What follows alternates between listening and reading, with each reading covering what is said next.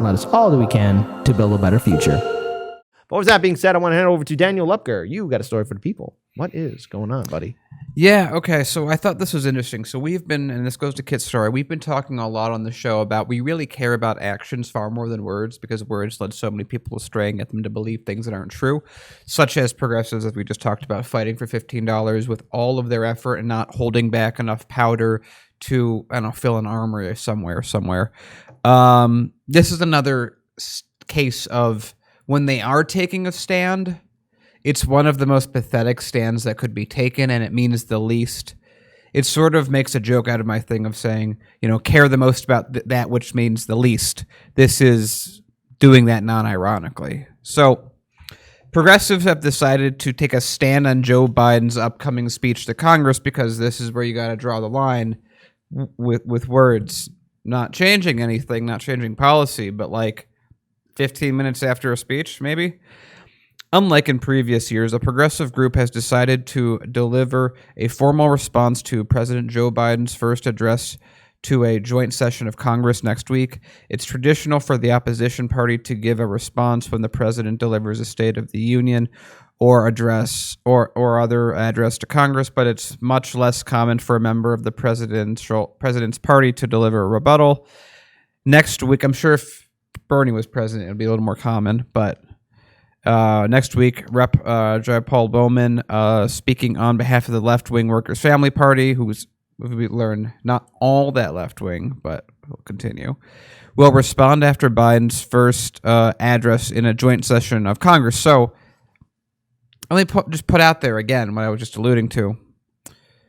Of all the groups out there that are calling themselves progressives, the Workers' Family Party have a really bad record of succeeding and a really bad record of getting progressives to succeed, which is sort of a thing that you'd want ticked off in a box for someone like that.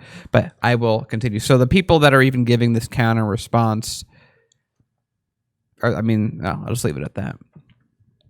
Bowman, a freshman lawmaker who defeated 16-term Democratic incumbent in a primary in New York City, though, to be fair, the Working Families Party is strongest in New York City and has some connections to some current leadership, but we'll leave it at that, said the response is intended not to be critical of Biden, rather to credit him as an appropriate and cue him for what the left wants to see next. So, yeah.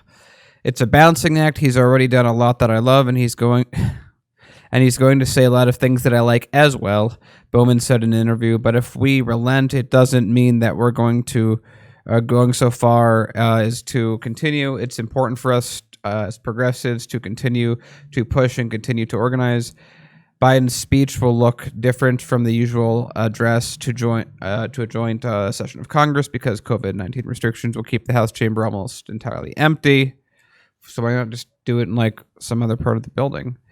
For decades, the party out of power has given a response to the president's speech. The text is generally pre-written, which they typically use to highlight the rising star in the party and make their case to the American people about what the president is getting wrong. And of course, we're going to see with these progressives doing that, that's not going to be a thing. They're going to make some tepid requests and say he's doing a good job, and basically reenacting Bernie Sanders' whole "this is my friend" shtick.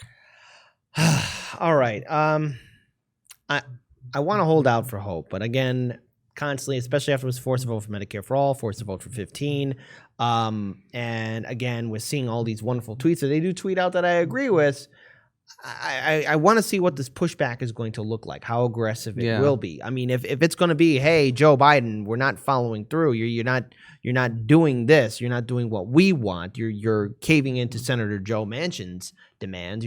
You're caving into Senator Sinema's demands. What about the progressives in the House? There are 15 of you. There are 15 of you that were on the force to vote petition for Medicare for all. Together, all of you are one large voting block. And if I want to be overly generous, and I don't want to upset the audience, but Senator Bernie Sanders, Senator Elizabeth Warren, stand in solidarity. Do this. You have a coalition. You actually have large number of supporters. You have the army. You literally have an army to do what you want to do, and you don't have to do a big public gathering. Okay, I'm all for doing protests and doing a public gathering, but then do a virtual town hall. Do this. Use your political pressure, your political capital to do so. Because if you're not going to do a damn thing, I don't know what kind of excuse you're going to have to give to voters, especially in the 2022 midterm election cycle. I mean, what are you going to say, and what's your pushback going to be if you're not going to stand up to the Democratic establishment?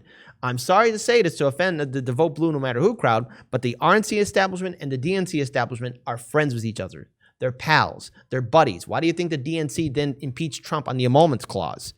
Because it would impact them too. It's one big club and you ain't in it. And for once, we do have progressives, but they're not doing what they promised to do. They are just giving nice platitudes. So what this pushback has to look like, I want to see it be aggressive. I want them to call it the hypocrisy of the Biden administration and of the DNC and of the RNC. Because if there's really going to be a real big political movement for change, if people are really desperate to call for one, we got to see our leaders take action. But if the leaders aren't going to do it, then it's up to the people.